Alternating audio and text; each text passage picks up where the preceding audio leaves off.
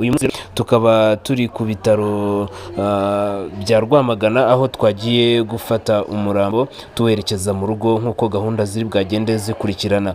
Muri kumwe na P wanyu rero, reka tukomeze tubakurikirane gahunda zose uko zigenda zikurikirana, aho turi bwaze kubereka gusezera mu rugo uko biri bwabe bimeze ndetse n'uko kuyirimba biri bwabe bimeze, kandi dukomeza kwihanganisha mwe mwese mwabuze uwanyu ndetse n'umukobwa witabye Imana imuhe iruhuko ridashira.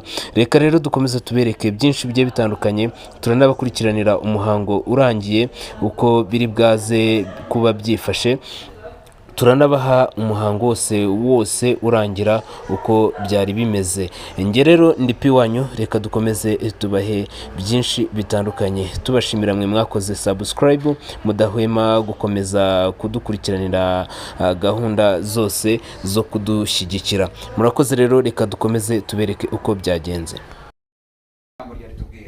Tubwira ngo umuntu mwirigira Uwiteka Imana umukora urugendo rwanyu, ndasenga kugira ngo urugendo rw'uyu munsi rugoye mwami urubanemo natwe, Mwuka Wera adutwikire.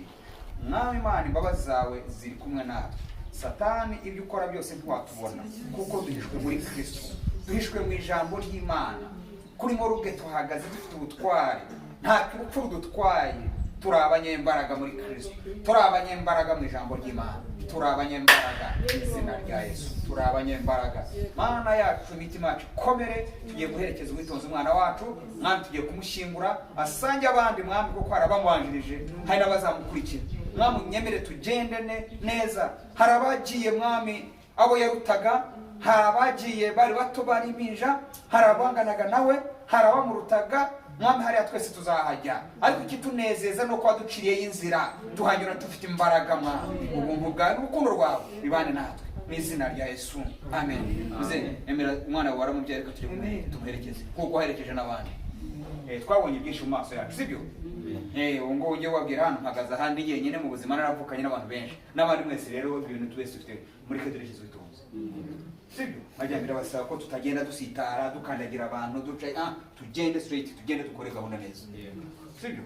Imana bakwisha. Murakoze ndeka.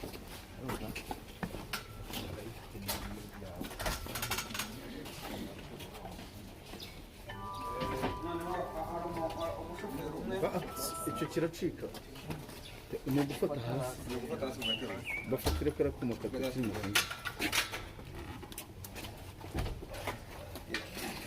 Mwebwe binyuma, mwegure muzamuke, egura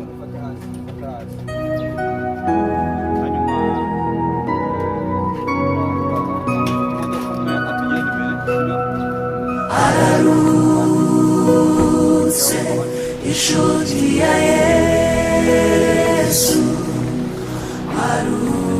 arukiye mu gituza cye, asinziriye mu rukundo rw'Imana, araruhutse.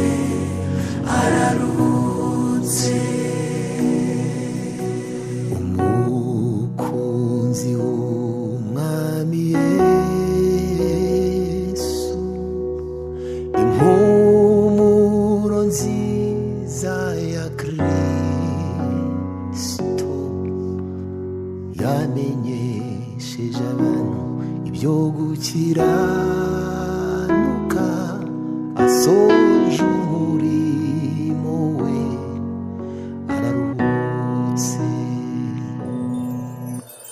Amaso yacu yaramubonye, amatwi yacu aramwumva, yahinduriye benshi kugukiranuka, asoje urugendo arataha. Umugeni wa Kristo araruhutse, inshuti ya Yesu